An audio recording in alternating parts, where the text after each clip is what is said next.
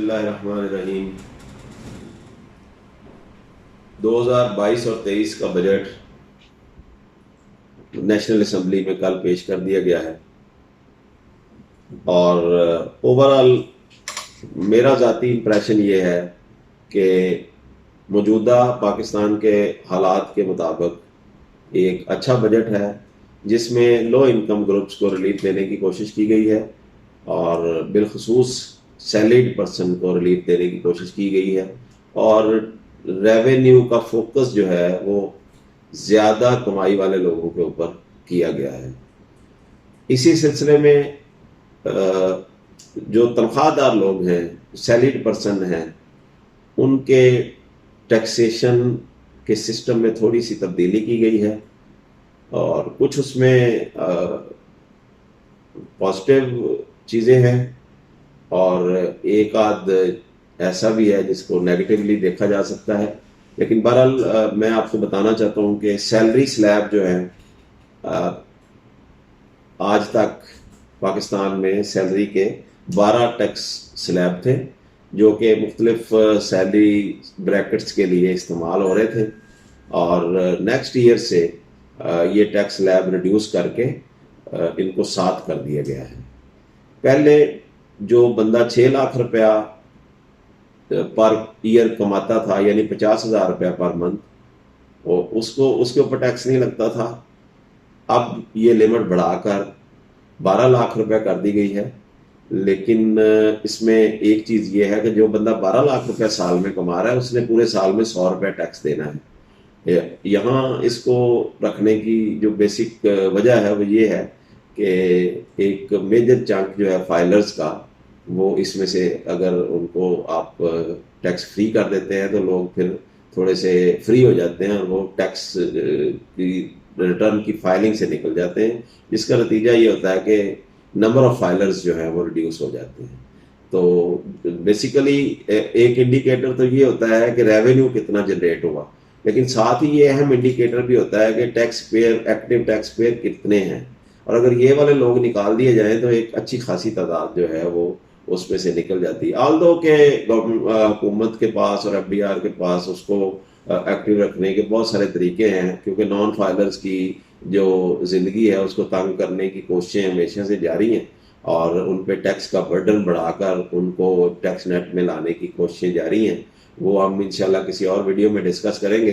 फिलहाल मैं आपको बताना चाहता हूँ कि ये जो नई टैक्स की 7 स्लैब्स बनी हैं, उन स्लैब्स में से जो सबसे पहली स्लैब है 0 से लेकर 6 लाख तक, 0 से लेकर 6 लाख तक की जो स्लैब है इसके ऊपर आपकी आमदनी के ऊपर कोई टैक्स नहीं है। और अगली जो है आपकी वो है 6 लाख से लेकर 12 लाख तक, इसके ऊपर 100 रुपया टैक्स है। 100 रुपया टैक्स एनुअल टैक्स है। और उसके बाद 12 लाख से लेकर 24 लाख तक अगर आपकी आमदनी है, इस पे 7% टैक्स देना पड़ेगा। यानी कि अगर आपकी 24 लाख आमदनी है तो आपको 84,000 रुपया टैक्स देना पड़ेगा। और इसके बाद अगली स्लैब है 24 से 36 तक। तो 24 लाख से 36 लाख तक अगर आपकी आमदनी है तो आपको 84,000 और 24 लाख से ऊपर जो आमदनी है इस पे 12.5% टैक्स देना पड़ेगा।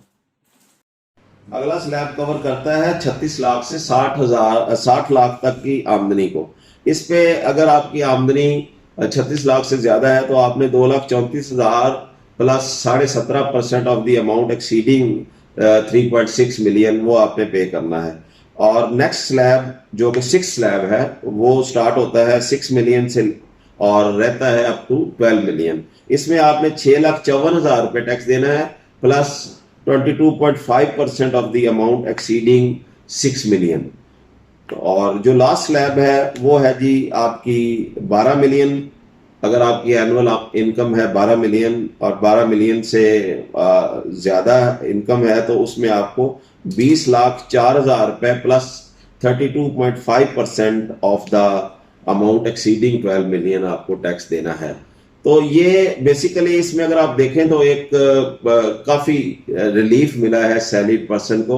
एक्सपेक्टेशन ये थी कि आईएमएफ कह रहा है कि जी सैलरीड पर्सन पे आप टैक्स बढ़ाएं और सैलरीड पर्सन को आप ज्यादा टाइट करें, लेकिन इससे पहले हुकूमत बड़े ड्रास्टिक मेजर्स ले चुकी है जिसमें पेट्रोल की प्राइसेस वगैरह बढ़ गई हैं और भी इन्फ्लेशन भी इस वक्त ज़्यादा है, मुल्क में महंगाई बढ़ रही है।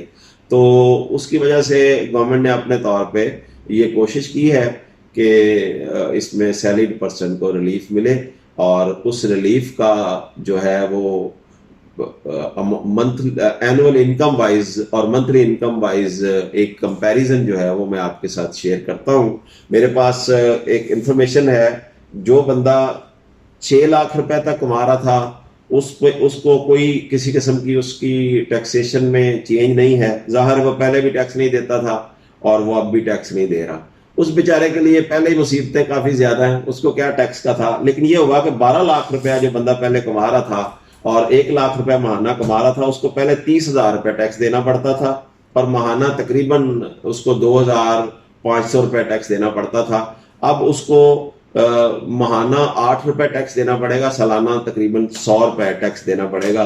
तो इस तरह इस बंदे को महाना 2,492 रुपए की बचत हुई है। तो मैं अर्ज कर रहा था कि जो बंदा 18 लाख रुपया जिसकी एनुअल इनकम थी और महाना जिसकी सैलरी 1.5 लाख रुपया थी, वो 90,000 टैक्स दे रहा था साल में और 7,500 रुपया पर मंथ। अब उसने साल में टैक्स देना है 42,000 और 3,500 रुपया पर मंथ। तो इसको पर मंथ इस बंदे को तकरीबन 4,000 रुपए की बचत होगी। जो 24 लाख रुपए की आमदनी है सालाना, उस पे 15,000 रुपया जो है वो हर महीने टैक्स कट रहा था। अब उनको 8,000 रुपया की बचत है, 7,000 रुपया टैक्स कटेगा। इस तरह मंथली जो है वो 8,000 रुपए का रिलीफ ऐसे लोगों के लिए जिनकी 2 लाख तक आमदनी थी। अब आते हैं ऐसे लोगों की तरफ जो 3 मिलियन यानी कि 2,50,000 रुपया हर महीने कमा रहे हैं। ऐसे लोग पहले 2,82,500 रुपए एनुअल और 23,542 रुपए पर मंथ टैक्स दे रहे थे। अब इनका एनुअल टैक्स है 159,000 और मंथली टैक्स इनका 13,250 रुपए। तो इस तरह 10,292 रुपए की इनको इसमें अपनी मंथली सेविंग हो रही है। तो आप देखें कि किस तरह मतलब तनख्वाहदार लोगों के लिए इस बजट में थोड़ा सा रिलीफ आया है। 36 लाख रुपया जो बंदा एनुअली कमा रहा था, 3 लाख रुपया महाना, ये 3,90,000 रुपया टैक्स दे रहा था। अब 32,000 तकरीबन इसका जो है वो टैक्स 32,500 रुपया पर मंथ बन रहा था। अब इन्होंने पर मंथ 19,500 रुपया देना है और पर मंथ इनको रिलीफ मिला है 13,000 रुपए का। इसके बाद आप 4.8 मिलियन यानी कि जिस बंदे की 4 लाख रुपया महाना आमदनी है, उसको पहले महाना टैक्स पड़ रहा था 52,500 रुपया। अब उसको महाना टैक्स पड़ेगा 37,000 रुपया। तो इसको 15,500 रुपए की बचत हुई है। इसके बाद जी अगला है स्लैब जो 5 लाख रुपया पर मंथ की सैलरी है। ये बंदा जो 5 लाख रुपया पर मंथ कमा रहा है, सैलरीड एम्प्लॉय है, उसको पहले टैक्स देना पड़ता था 74,583 रुपए और अब उसको टैक्स देना पड़ेगा 54,500 रुपया। और इसके साथ ही इसको बचत जो आएगी पर मंथ वो है 20,083 रुपए। तो इसके अलावा दीगर स्लैब्स भी हमारे पास मौजूद है। आप अपने इंडिविजुअल सैलरी की कैलकुलेशन और टैक्स की कैलकुलेशन के हवाले से आप हमारे साथ व्हाट्सएप पे, ईमेल पे, हमारे चैनल पे कमेंट्स के जरिए हमारे साथ रब्ता कर सकते हैं। हम आपके साथ आपकी प्रीवियस टैक्सेशन की वर्किंग और अगले टैक्सेशन की वर्किंग जो है वो हम आपके साथ शेयर कर सकते हैं। और इस सिलसिले में आपको मजीद जो भी गाइडेंस या रहनुमाई या डिस्कशन आप करना चाहें तो हम हाजिर हैं। इसके बाद मैं जो बात डिस्कस करना चाहता हूँ वो है सरकारी मुलाजमीन की सैलरीज में इजाफा। तो सरकारी मुलाजमीन को इस दफा गवर्नमेंट ने इनका एक दरीना मुतालबा था, वो ये था कि ओवर द पीरियड जो एडहाक रिलीफ्स इनके पार्ट ऑफ सैलरी बने हुए थे उनको मर्ज कर दिया है सैलरी में। इस मर्जर का फायदा क्या होगा? इस मर्जर का फायदा ये होता है कि जब आपको प्रोविडेंट फंड मिलता है, जब आपको ग्रेच्युटी मिलती है, जब आपकी दीगर एंटाइटलमेंट्स होती हैं तो उसमें आपको बेसिक सैलरी आपकी कंसिडर होती है। जब आपकी बेसिक सैलरी बढ़ जाएगी तो आपकी ये सारी चीज़ें साथ इसके बढ़ेंगी, आपकी डिडक्शंस भी ज़ाहिर है उसी अंदाज से होंगी और आपकी कंट्रीब्यूशन भी बढ़ेगी। और उसके ऊपर बाद में गवर्नमेंट ने एक 15% का रिलीफ दिया है।